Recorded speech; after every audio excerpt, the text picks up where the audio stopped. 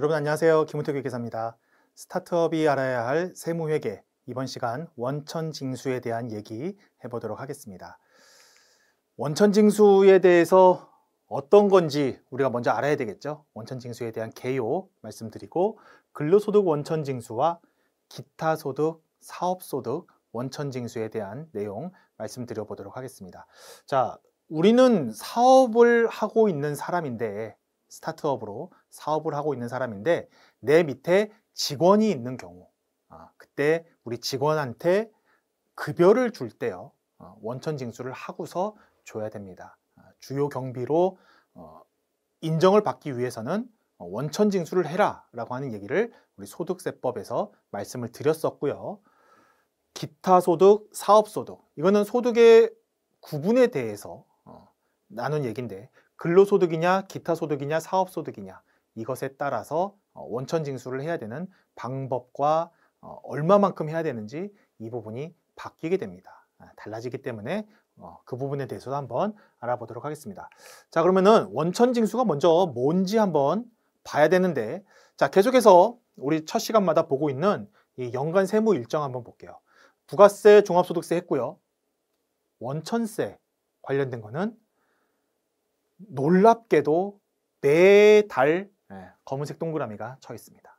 즉, 원천세는 매월 급여 지급 등에 대한 원천세를 다음 달 10일까지 신고 납부하는 것입니다 라고 되어 있고요. 물론 상시 고용 인원 20인 이하의 경우에는 반기별 납부 가능합니다.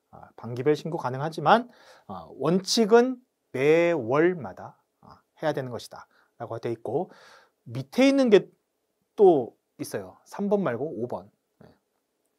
기타라고 해서 지급 명세서를 제출해야 되고, 면세 사업장 현황 신고, 요거는 이제 부가세법에 관한 얘기지만, 지급 명세서라고 하는 것도 원천세와 관련해서 우리가 잊지 말아야 될 부분입니다. 이 부분도 함께 정리해 볼 텐데, 자, 부가세, 제가 소득세 얘기하면서 부가세 같은 경우에는 제 경험상 모든 사람들이, 거의 모든 사람들 다 신고한다라고 말씀드렸고요. 종합소득세는 기장을 해야 되냐 말아야 되느냐 결정을 해야 되는데, 기장을 하지 않아도 되는 방법이 있다라고 제가 말씀드렸죠. 그죠? 기장을 안 해도 된다. 그래도 종합소득세 내고 납세자로서 세금을 내는데 아무런 문제가 없을 수 있다라고 했는데, 기장을 안 한다고 할 때는 원천세도 자기가 혼자 해야 됩니다. 자기가 혼자 해야 돼요. 근데 이 원천세가 매월마다 있기도 하고 4대 보험과 연결이 되다 보니까 사실상 기장 업무를 맡기는 데 있어서 큰 어떤 이유 중에 하나가 바로 이 원천세입니다. 직원이 생기면 원천징수와 4대 보험 업무를 내가 혼자서 하기가 좀 어려워지는 그런 경우들이 생겨요. 일단 좀 복잡할 수도 있고, 매달 해야 된다는 부담도 있고 해서 원천세 신고 때문에 기장을 맡기는 경우들도 많이 있다라고 하는 얘기를 먼저 말씀을 드리고요. 자, 그러면은 원천징수가 뭐냐라는 겁니다. 보시면 이 표를 한번 보시면요, 원천징수 의무자라고 하는 것은 사장님이에요. 사장님이고, 소득 귀속자는 우리 직원입니다. 직원인데, 원천징수 의무자, 사장님이 직원한테 월급을 줄 때 소득을 주면서, 자, 연봉 2,400만 원이야 라고 했으면, 소득 귀속자는 종업원은 그래, 연봉 2,400만 원이면 12로 나누면 월급 200만 원씩 받겠지 라고 생각하고서 월급날을 기다렸는데, 막상 월급날이 되니까 200만 원이 아니고 한 178만 원 이렇게 들어옵니다. 그게 왜 그래요?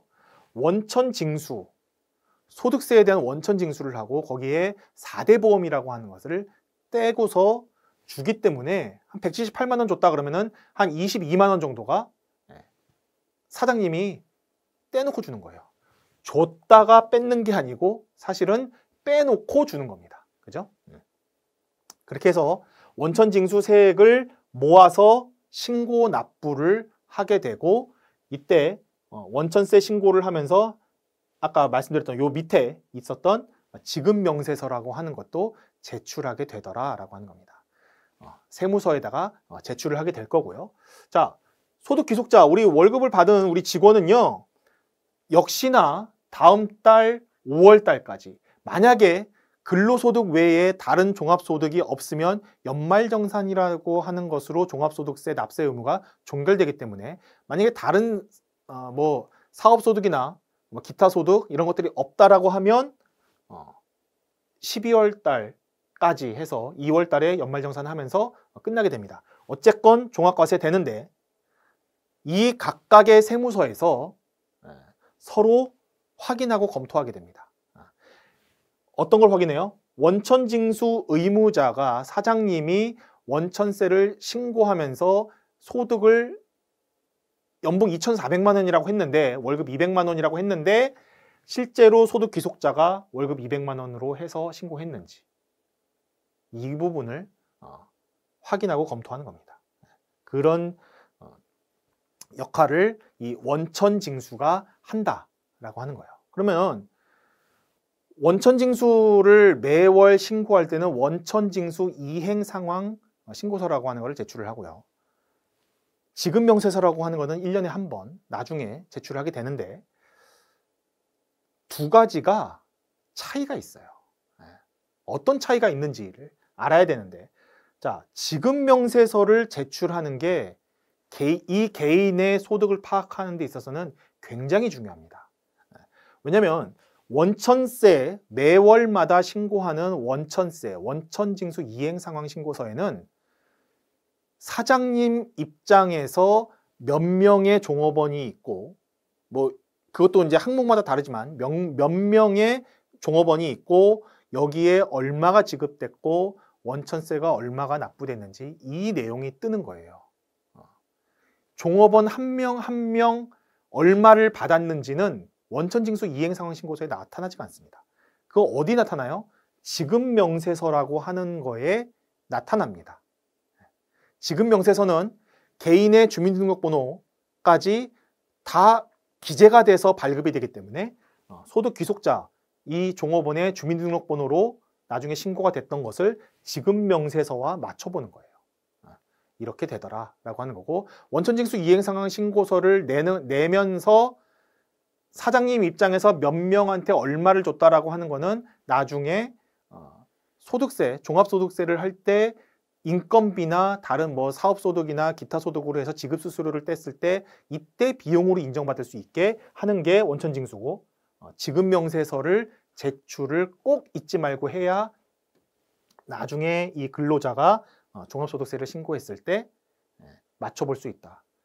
개인별로 얼마가 지급됐고 얼마의 기납부세액이 있는지를 맞춰보기 위해서는 이 지급명세서를 제출해야 된다라고 하는 내용을 알아두셔야 되는 겁니다. 그래서 원천징수는 지금까지 말했던 것들 이렇게 돼 있고, 원천징수 납부불성실 가산세로 해서 3%에서 10% 가산세로 부담하고요.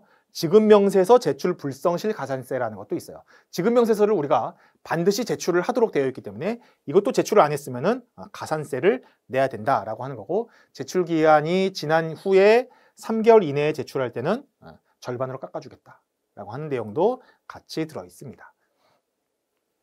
자, 원천징수 대상 소득은요, 세금을 내야 되는 납세 의무자와 세금을 실제로 납부하는 사람이 달라요. 그죠?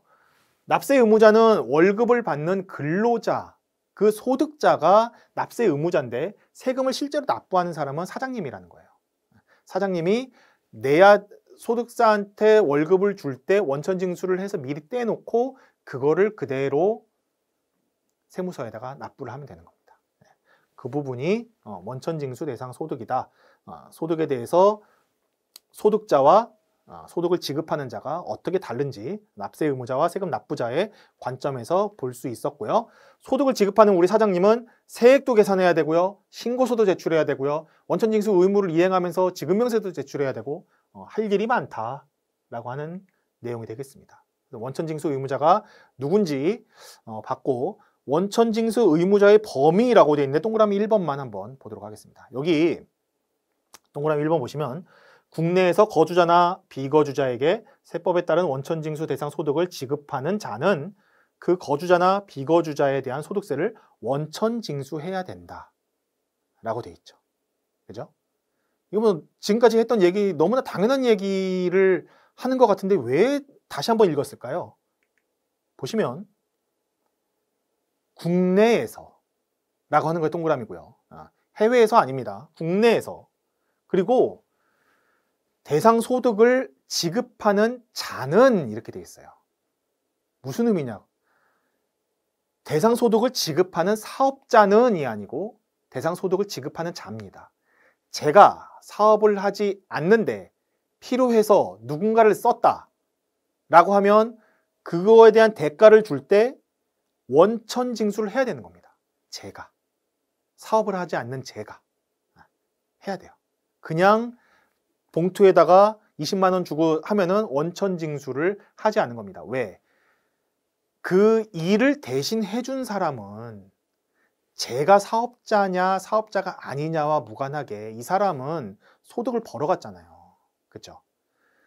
이 원천 징수와 지급 명세서를 제출하는 거에 대한 의미는 아까 뭐라 그랬습니까? 근로자나 소득을 지급받는 사람이 나중에 종합소득세 합산과세를 제대로 신고를 하느냐 안 하느냐를 알아보기 위한 거잖아요.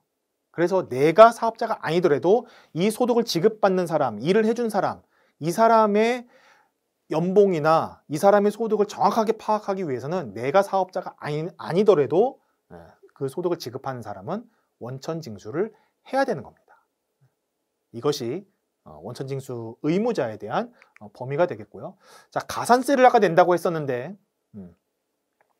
미납세액 3% 플러스 과소문화부세액의 10,000분의 2.5 곱하기 경과일수입니다. 근데 요거를 10%를 한도로 해서 하고 있어요. 그래서 3에서 아까 10%라고 했고, 그러면 이제 10%가 될 때 이 구간이 있거든요. 이 구간을 계산해 보면 280일입니다. 280일이 되기 전에는 하루라도 빨리 세금을 내는 게 유리한 거고요. 280일이 넘어버렸으면 언제 내든지 똑같습니다. 한도가 10%에 걸려있기 때문에 매일매일 갈 때마다 하루가 지날 때마다 가산세가 늘어나는 것이 아니다. 그 기준은 바로 280일이고, 자, 여기 과소문화부세액 곱하기 10,000분의 2.5라고 되어 있었는데요. 얼마 전까지 10,000분의 3이었습니다. 10,000분의 3이었다가 10,000분의 2.5로 바뀌었고, 10,000분의 2.5라고 하니까 뭐 100분의 2.5면 2.5%인데 10,000분의 2.5라고 하니까 0.025%. 되게 작아 보이죠. 경과일수 365를 곱하면요, 한번 해보십시오. 거의 10%에 가까운 이자율이 나옵니다. 연체율이 상당히 높은 거예요. 하루에 10,000분의 2.5니까 가산세를 우리 납부하지 않도록 조심해야 되겠다라고 하는 내용이고, 자, 지급명세서 관련된 거 아까 말씀드렸어요. 지급명세서에 관련된 거, 소득귀속자한테 원천징수 의무자가 소득을 지급하면서 원천징수를 한 내역을 지급명세서를 제출해야 된다라고 하는 거고, 지급명세서는 언제까지 제출해야 되느냐, 이 기한 제가 써드렸으니까 참고하시면 되겠습니다. 지급명세서 제출하는 거 잊지 마셔야 되는데, 자, 기한 보시면 지급일이 속하는 과세기간의 다음 해 2월 말일까지예요. 근로소득, 사업소득, 퇴직소득은 다음해 3월 10일까지 이렇게 돼 있는데, 자, 2월 말일까지라고 하면 무슨 얘기냐면 2020년 1월 달에 원천징수를 한 게 있으면, 자, 한 번 딱 했습니다. 종업원이 계속 있어서 매월 하는 게 아니고 종업원이 없어요. 한 번 다른 사업자와 거래를 하면서 그때 소득을 지급해서 2020년 1월 달에 했던 거 2021년에 지급명세서 꼭 제출해야 된다는 거예요. 한 번 하는 거기 때문에 까먹습니다. 잊어버리기가 쉽다는 거죠. 1년 전에 있었던 거를 내야 된다는 사실을 그 당시에는 지급명세서 내야지라고 알았지만 지급명세서를 제출하지 않는 경우들 실제로 있고요. 저도 일을 해주고 지급명세서를 그러면 어디서 확인해요? 지급명세서가 제출됐으면은 주민등록번호, 개인에 대한 주민등록번호로 발급된다고 했잖아요. 국세청 홈택스에 들어가면 My NTS라고 있어요. 지금은 나의 NTS인가? 이렇게 바뀐 것 같은데, 공인인증서로 로그인해서 홈택스에 들어가면 My NTS에 가면 지급 명세서 제출된 내역들을 쭉 볼 수가 있습니다. 이게 3월 달까지 제출하는 거니까 한 5월 달 종합소득세 신고하기 전에 한 4월경에 업데이트가 돼서 나오는데, 개인별로 지급 명세서가 제출된 내역들을 쭉 볼 수가 있어요. 거기 보면 내가 작년에 사업소득이나 근로소득, 기타소득 이런 걸로 몇 장의 지급 명세서가 끊겼는지, 어디 가서 얼만큼 일했는지. 저 같은 경우에 2020년 5월 달 종합소득세 신고할 때 마이 NTS 가서 지급 명세서 제출된 거 봤는데 수십 장이 나왔습니다. 수십 장. 이렇게 강의를 하거나 다른 데 가서 뭐 평가 업무를 하거나 할 때마다 기타 소득이나 사업 소득으로 끊겼던 것들, 지금 뭐 근로소득자로 있으면서 월급 받은 것들, 이런 것들, 다른 데 가서 뭐 일해주고서 돈 받은 것들 전부 다 지급 명세서가 끊깁니다. 수십 장이 나올 수도 있다라고 하는 거, 그것들을 종합소득세 신고할 때 다 합산해서 5월 달에 신고를 해야 된다라고 하는 거, 이게 바로 종합소득세와 결국 연관이 되겠다라고 하는 내용이고요. 자, 지급 명세서 뭐 제출 시기 정리되어 있는 대로 내셔야 되고, 일용 근로자에 대해서도 지급 명세서를 내야 됩니다.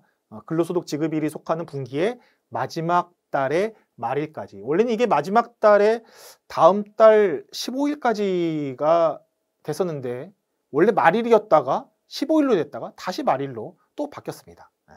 이거 참고하시고, 언제까지 제출해야 되는지, 근로소득 간이 지급 명세서라는 것도 제도가 생겼어요. 이것도 꼭 알아두셔서 잊지 않고 내셔야 되겠다라고 하는 거고, 만약에 가산세를 낸다고 하면 개인 사업자 같은 경우에 가산세 명세에 보면 지급 명세서 미제출, 지연제출 가산세 항목이 있습니다.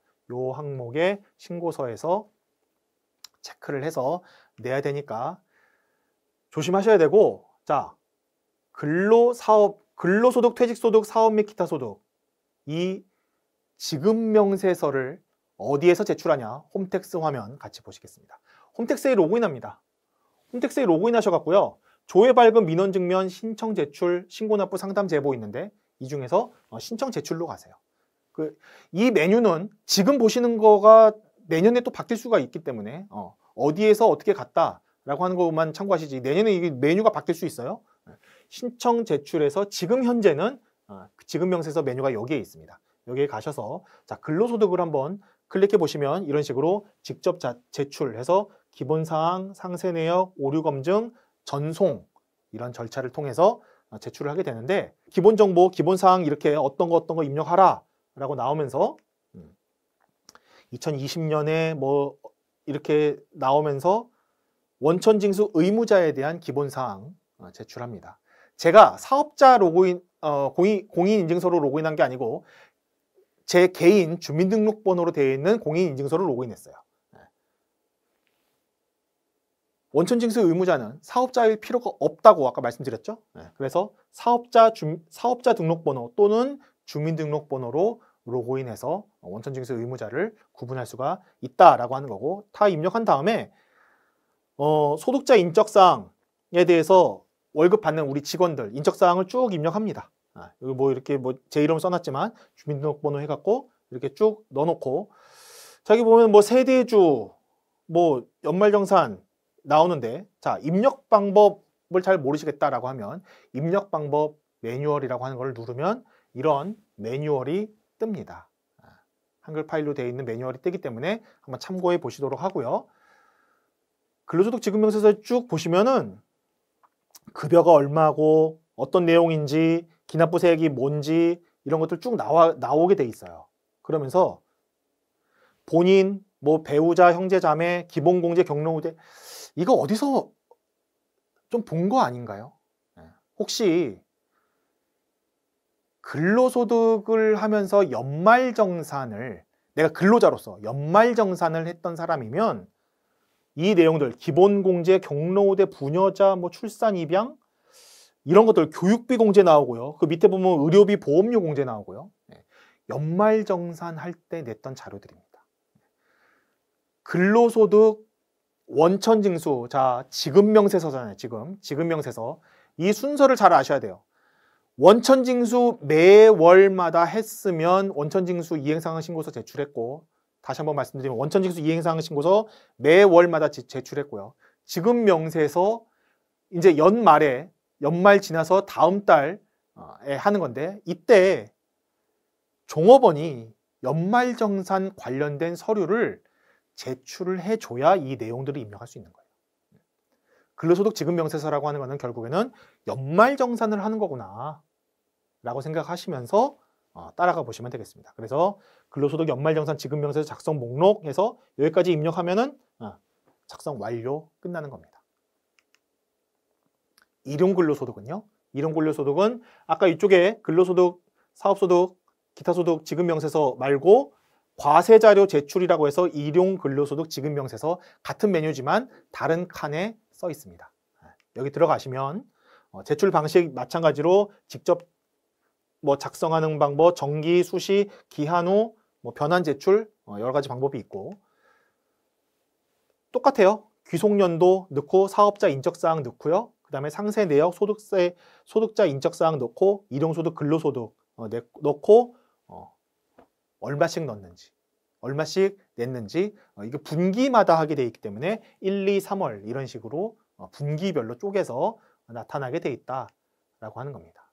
그래서 자, 원천징수 이제 지급명세서가 홈택스 어느 메뉴에서 클릭해 갖고 들어가야 되는지는 이제 말씀드렸고, 원천징수 이행사항 신고서의 가장 큰 차이 이겁니다. 소득자의 인적사항이 원천징수 이행상황 신고서에는 없고요. 지급명세서에는 소득자의 인적사항이 있기 때문에 주민등록번호로 따라갈 수 있게 하는 게 지급명세서다. 매월 하는 건 원천징수고 1년에 한 번 하는 건 지급명세서입니다. 이걸 꼭 잊지 마시고 차이점, 왜 원천징수는 뭐고 지급명세서가 뭔지를 알아야지 왜 하는지를 알 수가 있다는 겁니다. 우리 원천징수를 해야 되는 이유 근거로 국세청 고시 내역이 있습니다. 매입비용, 임차료의 범위와 증명서류의 고시, 이 부분에 보면 급여나 임금, 퇴직급여에 관한 거는 원천징수를 해서 갖고 와라. 그래야만 인정해 줄 수 있다라고 하는 내용, 그 근거를 한번 제가 보여드렸고요. 자, 지급명세서 작성할 때 유의사항 빠르게 체크하고 넘어가겠습니다. 근로소득 지급명세서는요, 근무기간과 감면기간을 정확하게 기재해야 되고, 중도 입사자의 경우 중도 입사일, 중도 퇴사자의 경우 퇴직일을 정확하게 기재해야 되고, 비과세 소득 당연히 기재해야 되고요. 중도에 입사한 사람, 종전 근무지의 기납부세액 반드시 기재해야 됩니다. 그리고 중도에 퇴사한 사람들이 있어요. 1월 1일부터 12월 31일까지 기간 중에 중도에 퇴사한 사람, 예를 들어서 6월 30일자로 퇴사했다. 그 사람은 12월 31일자 우리 종업원 명부에는 없잖아요. 없지만 지급 명세서는 제출해야 됩니다. 그래야지 우리 회사에서 6개월 동안 일하면서 이 주민등록번호로 되어 있는 이 소득자가 얼마를 받아갔는지를 국세청에서 파악할 수가 있는 거예요. 그래서 중도에 퇴사한 인원에 대해서 지급명세서 반드시 작성해야 되고, 소득의 구분이라고 했는데 근로소득이냐, 근로소득자 중에서도 상여근로자냐 일용근로자냐 구분해야 되고, 기타 소득이냐 사업소득이냐 구분해서 지급명세서를 작성해야 됩니다. 작성 방법도 다르지만 언제까지 제출해야 되는지 제출 기한도 다릅니다. 반드시 알아야 되고, 기타 소득 지급명세서 같은 경우에는요, 마찬가지로 소득 구분 당연히 중요하고요. 과세 최저한이라는 게 있어요. 뒤에서도 잠깐 보겠지만 여기서 먼저 말씀드리겠습니다. 과세 최저한, 기타 소득의 소득 금액이 5만 원이 안 되는 경우에는 과세 최저한에 해당해서 소득세를 과세하지 않는데, 과세 최저한의 경우에도 원천징수 이행상황 신고서에는 납부할 세액이 없는 자의 내역도 포함해야 됩니다. 포함해야 된다는 거. 과세 최저한으로 지급한 사람도 과세 최저한으로 소득세가 과세되지 않은 기타 소득은 지급명세서 작성 의무가 없지만 두 가지 기억하세요. 일시적 문예창작 소득과 일시적 인적 용역 소득에 대해서는 지급명세서를 제출해야 됩니다. 왜요? 1시간씩 예를 들어서 짧게 돌아다니면서 강의해주고 하루에 몇만 원씩 받으면요. 모으면 큽니다. 그 사람의 소득을 파악하기 위한 거기 때문에 이런 것들 지급명세서를 꼭 제출을 해줘서 그 사람의 주민등록번호로 소득이 모일 수 있게 우리가 협조해줘야 된다라고 하는 거고. 자, 근로소득 원천징수는 앞에서 봤던 내용, 그 근로소득에서 총급여와 어떻게 근로소득자가 근로소득세를 내야 되는지, 종합소득세가 어떻게 계산되는지 아는데, 일반 근로소득 같은 경우에는 매월 원천징수한 다음에 연말정산을 해야 하는 거죠. 그리고 일용근로소득은 원천징수로 납세 의무가 종결됩니다. 그래서 일반 근로자와 일용근로자 이게 다르다는 거. 결국에는 원천징수가 근로소득자의 원천징수, 연말정산이 원천징수로 끝난다라고 하는 내용이고, 원천징수 방법은 어떻게 보면 되게 간단해요. 매월마다 일정액을 떼가는 겁니다. 그걸 어떻게 떼가냐? 간이세액표라고 하는 그 매트릭스 표가 있거든요. 그 표를 갖고서 떼가는 겁니다. 이때 간이세액표 이용 방법에 대해서는 20세 이하의 자녀 수는 더블 카운팅 한 번 더 쳐줍니다. 한 번 더 쳐준다는 거 생각하시고서 어떻게 되냐면은 근로소득 간이세액표, 자, 비과세 및 학제금 제외하고 월 급여가 1,000원 단위이기 때문에 월 급여가 250만 원인데 공제 대상 가족의 수가 6명으로 계산되는 사람은 6,400원을 원천징수해 간다라고 하는 겁니다. 소득세만 놓고 보면 6,400원을 떼고 급여를 지급하면 됩니다. 그 외에 4대 보험은 뭐 별도로 하고요. 이렇게 생각하시면 되겠고, 원천징수 이행상황 신고서도 홈택스에서 작성할 수가 있습니다. 어떻게 작성하는지에 대해서는 세금 신고 원천세 저 메뉴에 들어가서 이 클릭하면서 어떤 소득의 종류가 지금 이번 달에 신고할 때 근로소득인지 퇴직소득인지 사업소득인지 기타 소득인지 어떤 소득이 내가 원천징수한 어떤 소득에 대해서 원천징수한 것을 신고할 건지를 선택을 해서 신고하시면 되겠고요. 제출 연월, 귀속, 지급 이 부분도 체크를 잘 하셔야 될 것 같아요. 그래서 간이세액표에 따라서 하는 일반 급여소득자냐, 일용근로자냐 이런 것들 근로소득이 다르고요. 퇴직소득, 기타소득 다 다릅니다. 이렇게 원천징수 이행상황 신고서도 작성할 수 있을 거고요. 일용근로자 같은 경우에는 근로를 제공한 날이 시간의 근로성과에 따라서 급여를 계산해서 받는 사람인데, 건설공사는 하역작업 빼고요. 우리 일반적인 경우에는 근로계약에 따라 동일한 고용주에게 3월 이상 계속하여 고용되어 있지 않은 사람을 일용근로자라고 합니다. 일용근로자라고 하고, 일용근로자와 상용근로자 어떻게 세금을 계산하는지, 자, 소득공제에 대해서 일용근로자는 적용하지 않아요. 근데 근로소득공제라는 게 있어서 하루에 15만 원을 공제해 줍니다. 15만 원을 공제해 준다는 거. 그래서 어떻게 계산하느냐? 18만 7천 원의 일당을 받았으면요. 15만 원을 공제하고 거기에 세율은 6%고 55%의 근로소득 세액 공제를 합니다. 이렇게 하게 되면 999원이 나오는데 소액 부징수라는 게 있어서 1,000원 미만인 경우에는 소액 1,000원 미만인 소액은 징수하지 않는다. 부징수예요. 징수하지 않습니다. 세금이 없어요. 일당이 18만 7천 원까지는. 이런 경우에는 그래서 이렇게 계산되고, 25만 원인 경우에는 하루에 2,700원을 원천 징수하고 25만 원에서 2,700원 떼고서 주면 되겠고요. 일당이 18만 7천 원일 때 매일매일 주면은 999원이라서 1,000원 미만이 되지만 이틀에 한 번씩 준다? 999 곱하기 2가 되죠. 그래서 1,998원이 됩니다. 1,998원 되면요 1,000원보다 넘죠? 이때는 납부해야 됩니다. 그래서 일당 일용근로자라고 해서 무조건 다 일당으로만 받아가는 건 아니에요. 그죠? 어떻게 하루에 지급하느냐, 일주일에 한 번씩 지급하느냐, 뭐 이틀마다 지급하느냐에 따라서도 원천징수해서 납부해야 되는 세금이 있을 수도 있고 없을 수도 있다. 이런 차이도 알아두셨으면 좋겠습니다. 자, 다음으로 이제 근로소득, 일용근로자와 상용근로자에 대한 내용 봤고요. 기타 소득과 사업소득에 대한 내용인데, 자, 기타 소득에 대한 원천징수는 우리 뭐 다른 것들은요, 뭐 복권, 연금, 종교인 이런 것들은 우리랑 관계 없는 것 같고, 일반적인 기타 소득 20%저 부분만 생각하시는 게 좋을 것 같은 생각이 듭니다. 일반적인 경우고요.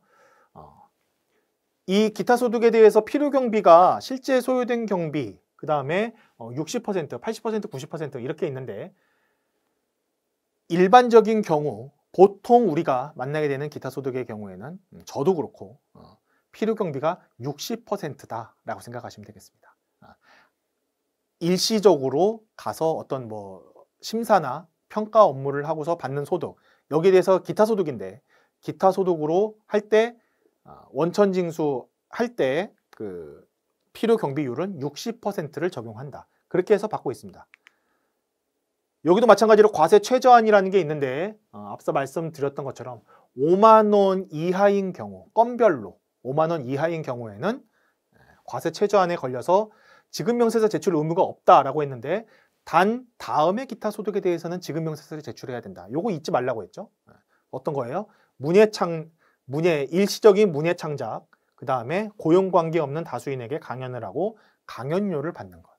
요 부분에 대해서는 인적 용역은 15번, 19번 이렇게 되어 있는데, 이 부분에 대해서는 지급명세서를 제출해야 된다라고 하는 것. 특히나 여기에 있는 것들 조심해야 되고, 그 근거로서 집행기준의 84-0-2 이 부분 소득세 집행기준 한번 보시면 되겠습니다.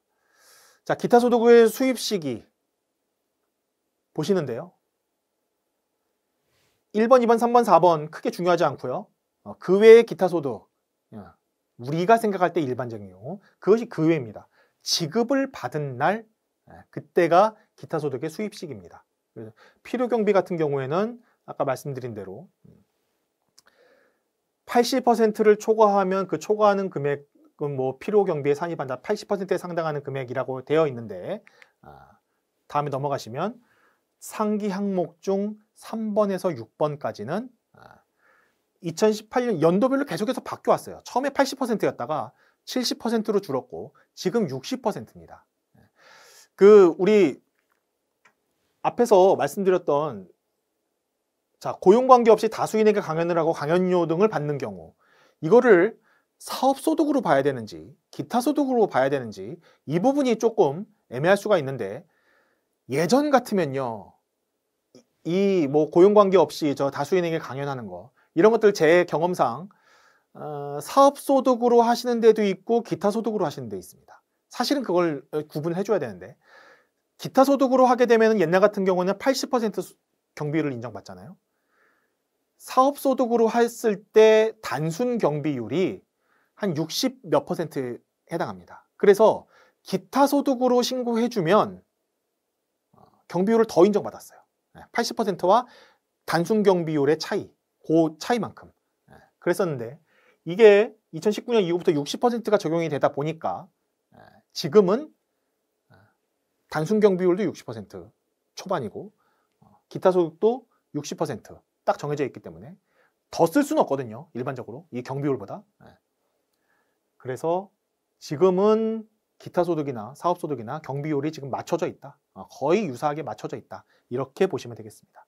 원천징수는 실제로 기타 소득을 지급하는 때에 원천징수를 하시면 되고, 자, 뭐 기타 소득 사례 같은 거 제가 갖고 왔어요. 그래서 강연을 실시하고 5월에 강연료를 300만 원을 받았다라고 할 때 수입 시기는 2020년 5월이 될 거고요. 원천징수도 5월 달에 하시면 됩니다.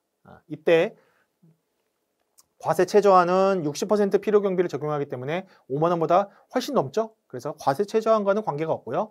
세율은 200만 원에 곱하기 20%, 거기다가 플러스 지방세 해서 44만 원인데 뭐 보시면 되겠고, 자, 사업소득이다. 그럼 이게 만약에 사업소득이면 어떻게 되느냐? 3.3% 원천징수하면 됩니다.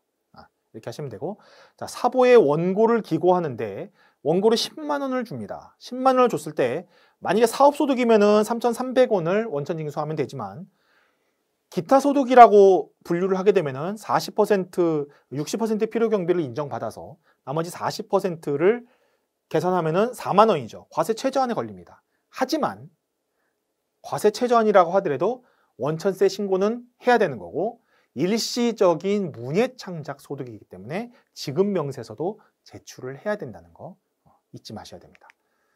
그래서 강의 대가를 어떻게 구분하느냐? 독립된 자격으로 계속적 반복적으로 이 강의를 하고 다닌다라고 하면은 이 사람은 사업소득입니다. 하지만 한 번 딱 하고 말았어요. 물론 논란의 여지는 있을 수 있지만 일반적으로는 뭐 기타 소득으로 볼 수가 있습니다. 일시적으로 강의하고서 받은 것. 그다음에 학교에 아예 강사로 고용이 돼서 하고 있는 것. 학교 선생님들, 교수님들 어떤 겁니까? 근로소득으로 돼야 되겠죠. 이렇게 똑같은 소득이라 하더라도 소득의 구분이 달라지면 원천징수 방법과 지급명세서 제출 시기가 달라질 수 있다라고 하는 거 잊지 마시기를 바라겠습니다. 그래서 뭐 강연료를 뭐 제출한 경우 어떻게 된다? 사업소득에 대해서 지급명세서를 어떻게 작성해야 되는지 3.3% 원천징수하고 내야 되고 여기 업종 구분 코드라는 게 있거든요. 인적사항 보면 940903을 제가 적용해 놨는데 이건 어디서 볼 수 있느냐? 그 다음 페이지에 가면 940903이 학원 강사입니다. 제가 했던 것 중에 이 940903으로 원천징수하는 경우도 있었고요. 기타 자영업 940909로 하시는 경우들도 있었어요. 뭐 큰 차이는 없지만 그래도 되도록이면 실질에 맞는 업종 코드를 썼으면 좋겠다라고 하는 거, 요 업종 코드 확인해서 하시면 되겠습니다. 이 94라고 되어 있는 요 코드들이 바로 인적 용역을 제공하는 프리랜서, 쉽게 말하면 프리랜서에 대한 코드가 되겠습니다. 자, 여기까지 해갖고요. 우리 원천징수에 대한 내용 정리해봤습니다. 원천징수에 대한 내용이 지금 뭐 짧게 했지만 굉장히 사실은 내용이 방대합니다. 이걸 뭐 제가 제주도에서 진짜 15시간 동안 강의하고서도 모자랐던 기억도 있었고 원천징수 하나만 갖고요. 그랬던 경험도 있기 때문에 원천징수에 대한 내용이 사실은 되게 복잡하고 어려울 수 있어요. 하지만 지금 원천징수의 의미가 뭐고 지급명세서는 뭐고 근로, 기타, 사업 어떤 소득으로 구분되느냐에 따라서 원천징수 방법과 지급명세서 그리고 원천징수 얼마만큼 해야 될지 이런 금액들이 다 달라질 수 있다라고 하는 부분, 그리고 이것이 돼야지만 소득자한테 나중에 종합소득세로 신고할 때도 영향을 미친다라고 하는 부분들까지 이해를 하시고 원천징수 업무를 하시면 되겠습니다. 원천징수 관련된 강의 여기서 마치겠고요. 수고하셨습니다.